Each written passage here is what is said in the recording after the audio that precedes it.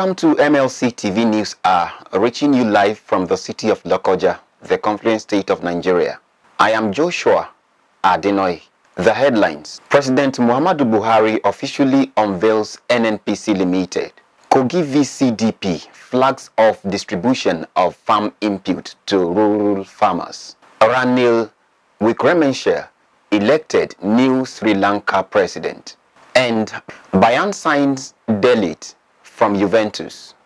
AS Napoli slams €130 million on Victor OSIMHEN. Now the news in detail. The KOGI State Executive Council Chairman and Governor of the state, Yahya Bello, has approved and awarded the reconstruction of Zone 8 Barak Zango GYB Junction Dual Carriageway to CCEC Nigeria Limited at the cost of over 4 billion naira. The council also ratified and awarded the construction of the establishment of Material and Building Testing Laboratory VIAE procurement to Matthias General Enterprise at the cost of over 59 million naira. The approval by the council was based on the fact that there was a need to establish a standard testing laboratory to boost monitoring of quality delivery of roadworks, building infrastructure by contractors or direct labor in the state. Our reporter has more. KOGI State Executive Council has received a report on the ongoing construction of work at the Faculty of Medical and Health Sciences, Faculty of Engineering, Faculty of Computing and Information Technology, Senate Building and University Library of Prince Audu Abubakar University. The governor and the chairman of the council approved the procurement of medical equipment to enable the teaching hospital measure up to accreditation requirements. The chief press secretary to the state governor, Onogu Mohammed, who briefed journalists after the meeting, said construction of internal road networks in some parts of KOGI East has been approved. Various projects that were done, it was directed that more equipment, medical equipment, should be procured, and for the zonal hospital, IDA, to meet up the standard. The governor was there last time, and most of the equipment that were provided were of high standard, but the governor said more need to be added to that hospital because of its size and to the kind of service it's going to render to the people of the area. The reconstruction of Zone 8 to GYB Junction, that road has been awarded to a contractor, and they will begin work on the reconstruction of the road very, very soon.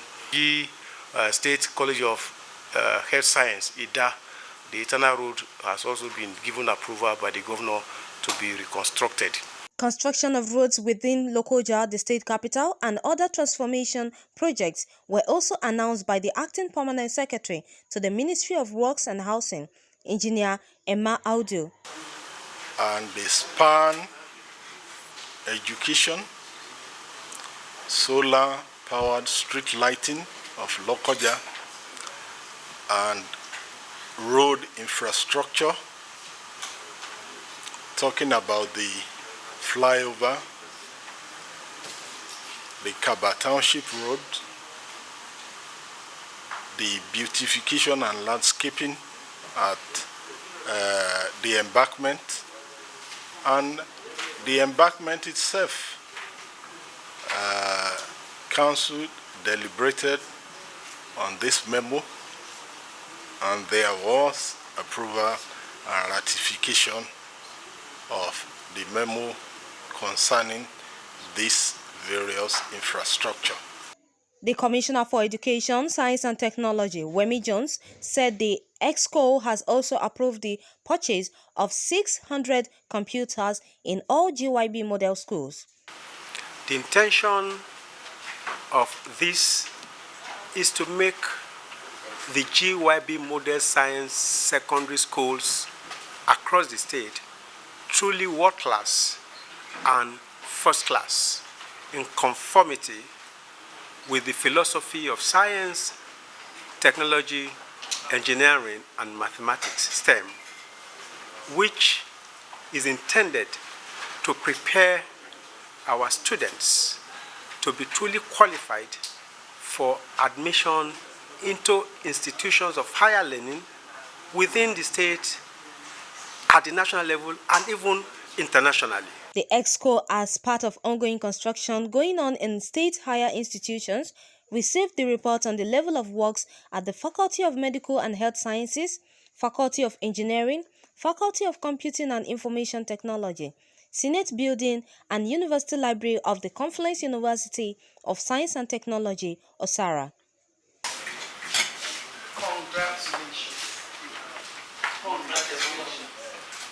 Immediately after the Exco meeting, the Secretary to the State Government, Ayoade Folashade Arike, inaugurated the State Action Business and Enabling Reforms Program Committee. The program is an engagement with state, ministries, departments, and agencies. Ayoade said the program is a 3-year performance-based intervention, jointly designed by the World Bank to improve on the life of the people. The State Action on Business Enabling Reform Program is a 3-year performance-based intervention jointly designed by the World Bank, the Presidential Enabling Business Environment Council, PBEC, to incentivize and strengthen the implementation of business enabling reforms across Nigeria, in which KOGI State is part of. Riding on the back of STIFAS, which has created a mutual accountability platform between the federal government and the states, the State Action on Business Enabling Reforms Program will further consolidate and deepen gains from ease of doing business reforms implemented across the country. The State Secretary to the Government noted that the State Action on State Enabling Reforms Program will further consolidate and deepen gains. You should please note that the overall goal of this project is to activate the ease of doing business framework across the 36 states, including the Federal Capital Territory. This is going to be funded by the World Bank to the tune of $750 million for performance for results financing. The program will be supervised by the Ministry of Finance, Budget and Economic Planning. Chairman of the committee is the head of civil service, Hannah Odiyo. Khadijat Mohammed, reporting for MLC TV. Kogi State Governor Yahaya Bello has encouraged medical students in the state institutions to be focused and determined to enable them graduate with quality skills and knowledge that will distinguish them positively in global health delivery.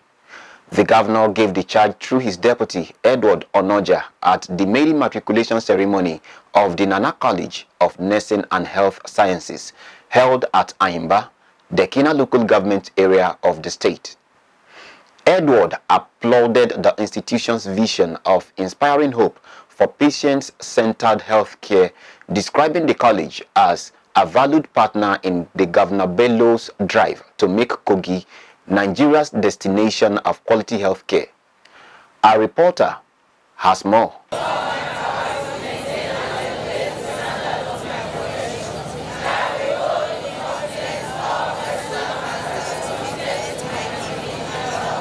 Governor Bello, through his deputy Edward Onoja, commended the proprietaries for the initiative and urged matriculated students to face their studies.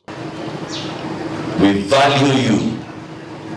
We value your dedication. We value your passion. But most importantly, Kogi State Government encourages you to be focused, so that at the time you will be graduating, few years from now, you will not be a trained nurse for just Kogi State. You will be a trained nurse that will be fit, ready for global standards. The proprietress of the institution, Nana Umoru Eta, who was represented by Daniel Umoru Eta, said the school was established to complement the efforts of the government in the health sector and to offer quality healthcare educational services that will help increase the numbers of professional and highly disciplined health workers, especially for those in the rural areas.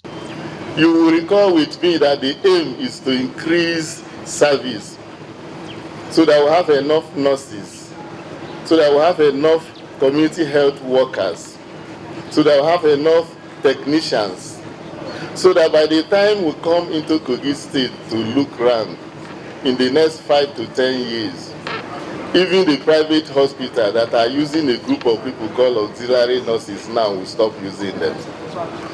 And the system will begin to improve. Because universal health coverage also requires universal quality health coverage. It is not everybody that is wearing white that are expected to touch human beings. But because of shortages, that's what we have. It is this burning desire that made us, as educators and practitioners, to continue to contribute the technical input that is required to run a school of nursing, midwifery, community health extension, that we can present the output to anywhere in the world.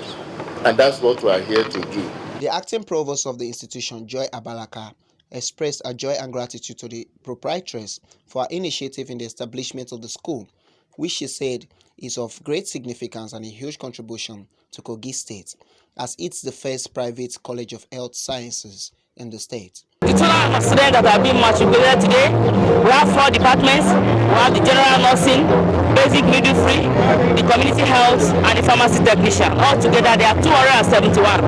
We are bringing a difference because we are out for standards. We want to produce health professionals that will maintain standards. Standards need to be maintained in healthcare delivery system because a whole human being is going to be delivered into that care. And if one is not well trained, it can lead to casualties, complications, and even lead to death. So in this place, we are set to maintain standard, to train health professionals that can be good ambassadors of this college and that can stand out anywhere in the world. She appeals to the state government and well-meaning individuals to support the college in achieving its set goals. Some of the matriculating students also spoke to journalists. I'm very happy. I'm grateful. I thank my God. My expectation, I would like to be a good nurse. That is why I'm here. I feel very excited. I feel very happy to be among the students matriculating today. My expectation is that I should graduate in peace. I should not have any carryover by the grace of God. The highlight of the event was the unveiling of some of the institution projects by the Deputy Governor and the matriculation oath by the new matriculants. Matthias Ayodeji Peter, reporting for MLC TV, Dekina. The federal government, through the Value Chain Development Program, VCDP, supported by the International Fund for Agricultural Development, IFAD, has begun the distribution of farm input to rural farmers for the 2022 main season farming in Kogi State. Speaking at the inauguration in Magajia, Lokoja, the National Coordinator, FGN IFAD VCDP, Dr. Fatima Aliu, said the essence of the farm input distribution was to empower rural farmers to boost agricultural production and ensure food security in the country. Aliu, who was represented by Dr. Chika Umana, Agricultural Production Advisor of the program, stressing that VCDP does not give cash but input to farmers, groups, and monitor the beneficiaries to ensure they use the items for the intended purposes. She described farmers as most essential people and advised them not to regard themselves as poor people in view of their roles in the society to ensure the availability of food. She urged the farmers not to sell the input, but to utilize them judiciously to enable the government to achieve the set objectives in agricultural productions. She noted that VCDP was presently supporting only 17 farmers groups involving in rice and cassava productions in 5 benefiting local government areas of Kogi State. She disclosed that IFAD VCDP had recently gave a grant to farmers under the Rural Poor Stimulus Facility to cushion the effect of COVID-19 pandemic on vulnerable farmers in VCDP states of Enugu, KOGI, Nasarawa, Anambra, Benue, Niger, Taraba, and Ebonyi. In her remarks, the KOGI State IFAD VCDP coordinator, Dr. Stella Adejo, said the gesture was to boost food security and improve the well-being of rural farmers in the state. Dr. Stella noted that IFAD VCDP operations and activities, which started 2 years ago, cut across 5 local government areas of Lokoja, Ibaji, Ajakuta, Kababonu, and Olamaboro. The Social Economic Research and Development Center, SEDEC, have called on the government to stop licensing coal mining operators, reduce greenhouse gas emission, and boost investment in renewable energy in Nigeria. This call was made during a protest rally held in Lokoja, KOGI State on the activity of illegal mining and its effect on host communities within KOGI State. The executive director, SEDEC, Tijani Abdukarim, explained that coal mining in KOGI State had led to extensive environmental degradation, including the contamination of community airspace, water, and soil, leading to health insecurity and livelihood challenge for local communities. SEDEC urged government to carry out an environmental audit of coal mining sites in KOGI State, investigate human rights violations perpetrated in host communities, and violation of undocumented community development agreement entered into by companies carrying out coal mining activities within the host communities. We go on a short break. We'll be right back.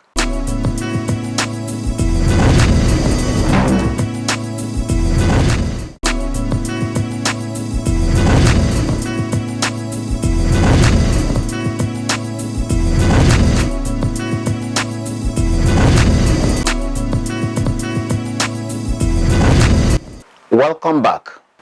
The Independent National Electoral Commission, INEC, has issued certificate to the winner of Osun State Governorship election, Ademola Adeleke, in Osogbo, the state capital. Adeleke defeated Governor Gboyega Oyetola of the All Progressives Congress, APC, who was seeking re-election. David Adeleke, a music star better known as Davido, had stirred a controversy when he raised the alarm that INEC had not issued certificate of return to the winner, who is his uncle, 48 hours after the election. Responding, the National Commissioner and Chairman, Information and Voter Education Committee of INEC, Festus Okoye, had said the commission had up to 14 days to issue the winner of an election the certificate of return. Section 71, subsection 1 of the Electoral Act 2022 gives INEC the liberty of up to 14 days after an election before issuing the winner with a return certificate. The section read, and I quote, "A sealed certificate of return at an election in a prescribed form shall be issued within 14 days to every candidate who has been returned by the returning officer in an election under this Act." The Nigerian National Petroleum Company Limited, NNPC, has made it clear that it would no longer remit any money to the Federation's Account Allocation Committee, FAC, for sharing to the 3 tiers of government monthly. It said this was based on its latest transition from a public corporation to a limited liability company, and that it currently owed no money to FAC, as all monetary arrears to the committees were owed by the old corporation and not the new oil company. This came as President Muhammadu Buhari officially unveiled the NNPC Limited and declared that the new entity was henceforth free from institutional regulations. Buhari, who made this public at the Presidential Villa, Abuja, stated that the oil firm would from now on conduct itself under best international business practices. Speaking to journalists on the sidelines of the unveiling of the new oil company, the Chief Executive Officer, NNPC Limited, Mele Kyari, stated that the firm was now a private outfit and had nothing to do with FAC anymore. Before its official unveiling as a limited company, the NNPC had failed to make any remittance to FAC since this year. it had consistently deducted the amount it spends on fuel subsidy monthly, a development that had eroded the funds which it would have remitted to the committee. Findings showed that between January and May this year, the oil company had spent 1.274 trillion naira on petrol subsidy, being the sole importer of the commodity into Nigeria. It, however, described its subsidy spending as under recovery of a premium motor spirit value shortfall. The people of Lagos State have lamented over the hike of the petrol pump price. The adjustment had made the business owners unstable and many are not happy about the current situation. They said the new price has had a significant change in the cost of production, transportation, food items and other commodities. They called for the reduction to make life better for the people who cannot afford to live a luxurious life. Our reporter who went on the street to take people's opinion over this development has more.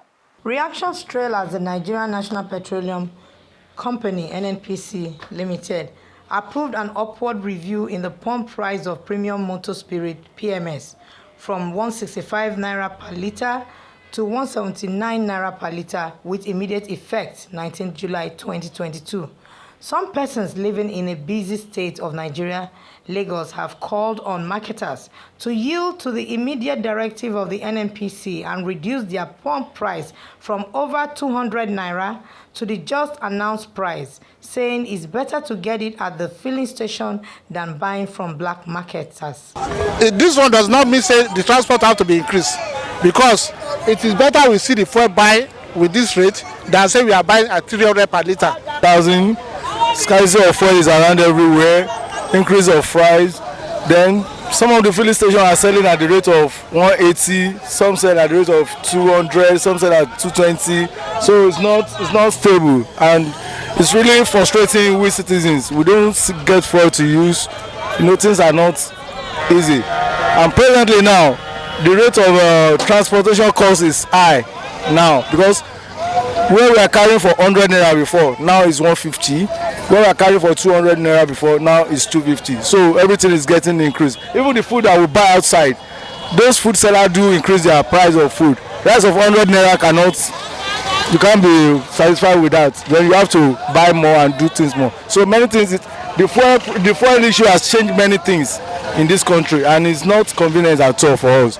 Some condemn the increment, saying it has caused more hardship to the people. Of course, it's causing hardship to the people, and it's as if the people in power, they are not considerate. They are not considering what we are going through. Despite the spending, the domestic spending that we do at home, everything is high. The cost of feeding is high. They are still adding to the pain of the people. So of course, it's not conducive. Everybody generally now, because we have actual amount that we're buying it before, now is increased. Everything around it is also increased, especially for people that are commuting on a commercial vehicle on a daily basis. Sincerely speaking, I don't have any expectation for this government. The fuel scarcity, the thing don't affect me badly. Not only me, even my neighbors, everybody. It don't affect everybody. So not be only fuel itself, but it be as this fuel will come make and worse. So normally with the price, everything don't put money, market, everything. As this fuel will come show now, just be managed. I think there is no normal Nigerian citizen that will accept the increase of price in fuel, because if the fuel increases, it will not be convenient for the citizens. Firstly, those salary earner, their salary cannot be up to anything again. And secondly, we that we are doing this work, things will be too expensive for us. So there are many of us that cannot cope in a day in terms of buying fuel or buying some other parts of the marijuana. So we are just appealing to the government to help us regulate the price of fuel. They are complaining that is this private marketer. We are hearing of NNPC, we are hearing of our refinery is not good. They import fuel today, they bring it back, the price is increasing every day. So we are just appealing to the present government to help us do something. At least we have like 3 or 4, 5 refineries in this country. let them repair the refinery. There is no need of being taking our crude oil outside the country again, so that things will be fine. If we refine the fuel here, so we will not buy what we have again. So we are just appealing to the government to help us reduce the fuel price so that things will be normal for the citizens. A mother and trader lamented over the cost of kerosene. She said some average and poor people who rely on it to cook could not afford it again. She said it's extremely high. She called on the government to immediately look into buying and selling kerosene. My house is very far from my shop. Before, I used to take 50 naira. I think 100 naira going, 100 naira coming, which is 200. But now it's 400 naira. It's very, very, very, very bad.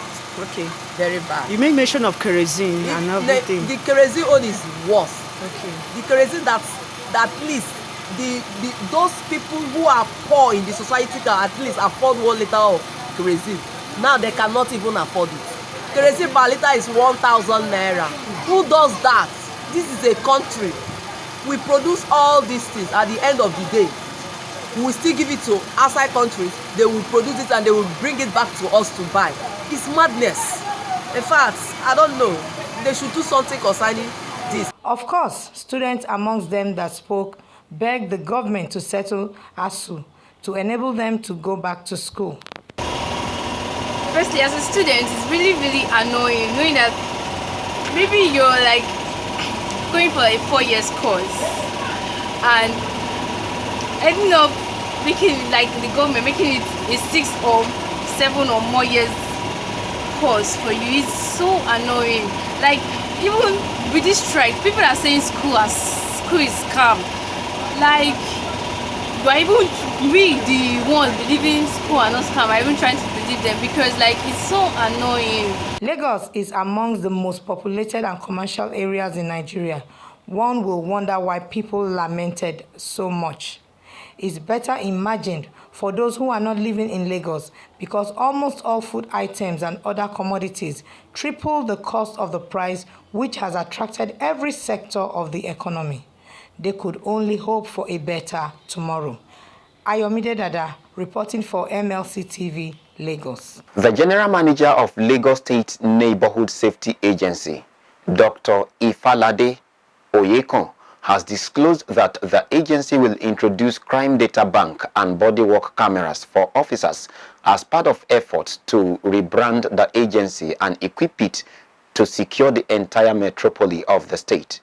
Oyekon stated this during a media briefing at Lagos State Multi-Agency Center in Oshodi, adding that LNSA is prepared for a state police status. Oyekon also noted that some efforts made to improve the performance of the agency to include the introduction of professional service through specialized units, the development of new training and retraining modules for the officers, restructuring of the activities of the agencies, and prompt response to the security calls, among others.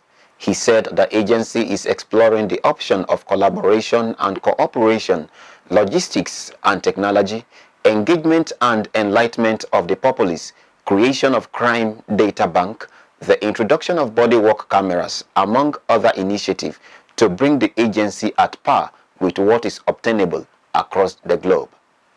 On foreign news, Sri Lanka members of the parliament have elected Prime Minister RANIL WICKREMESINGHE as the new country's president, despite his unpopularity with the public. WICKREMESINGHE faces the task of leading the country out of its economic collapse and restoring order after months of mass protests. He roundly defeated his main rival for the job, Dulus Allahaperuma, with 134 votes to 82 in a parliamentary vote. Sri Lanka's ex-president Gotabaya Rajapaksa fled the country last week. He bolted to the Maldives and then Singapore after thousands of protesters stormed his presidential residence and other government buildings, calling for his resignation. They had also called for the resignation of WICKREMESINGHE, a close ally of the Rajapaksa political family, who was appointed Prime Minister in May. And on sports, over to Jonah Malik for the sports update.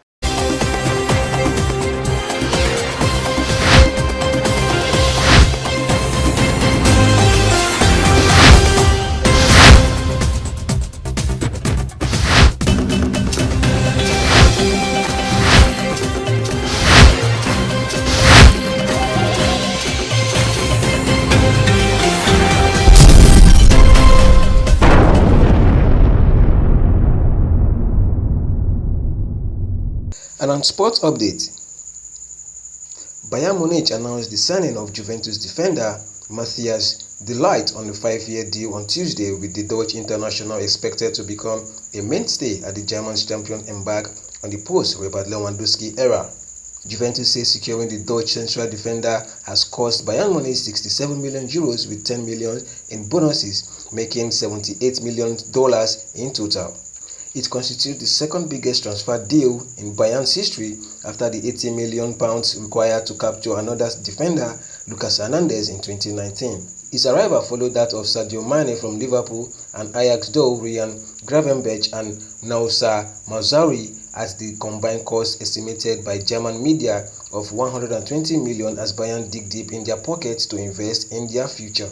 Still on the transfer news, Napoli sporting director Cristiano Giuntoli has informed Bayern Munich and Victor OSIMHEN's other suitor to pay €130 million for the Nigerian striker or forget about him.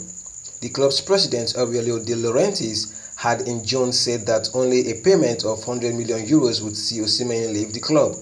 The Nigerian international has been linked with several top clubs following his outstanding performance for the club last season, where he scored 18 goals with 6 assists in 32 competitive games. And that's sports update on MLC TV News. I am Malik Jonah reporting. Back to Akasta for more stories.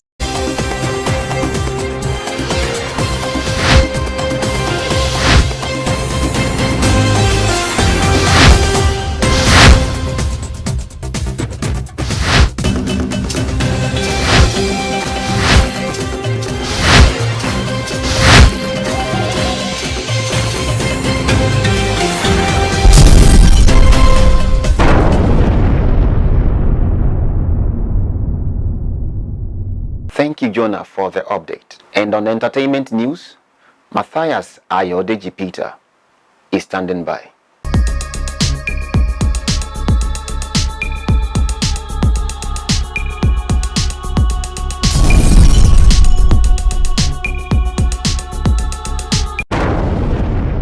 On our foreign entertainment news, Netflix has announced the loss of 970,000 subscribers in the second quarter of the year.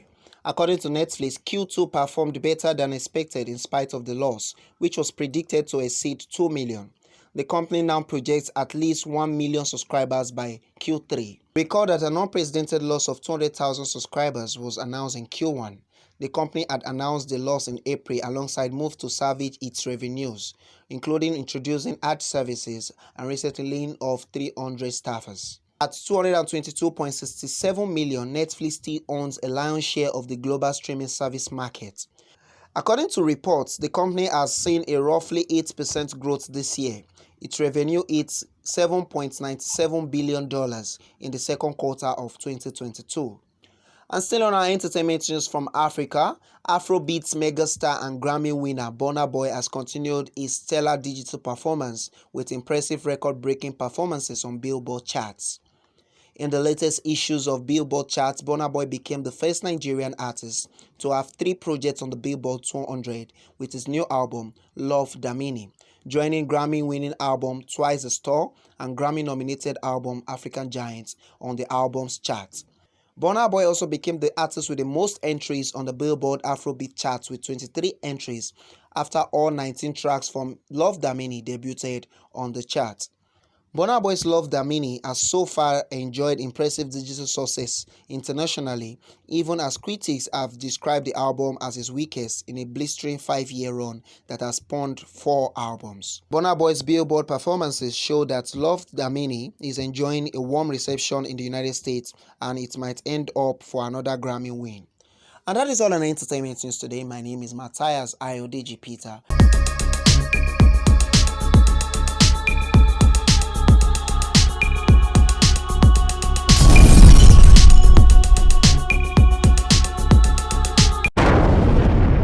Thank you, Matthias. And that's the size of our package for today. Join us tomorrow at this same hour to watch our news as we give you updates on happenings within and across the globe. Don't forget to subscribe to our YouTube channel, Malachite TV. Like and follow our Facebook page, MLC TV, Instagram, MLC TV 2021, Twitter at MLC TV1, For your event coverage, information, contribution, advert and sponsorship, please call any of our numbers displayed on your screen. It's Malachite TV, reaching everywhere, informing everyone. I am Joshua Adenoy. Please continue to be your brother's keeper to build a united and peaceful society together. Good day and thanks for watching.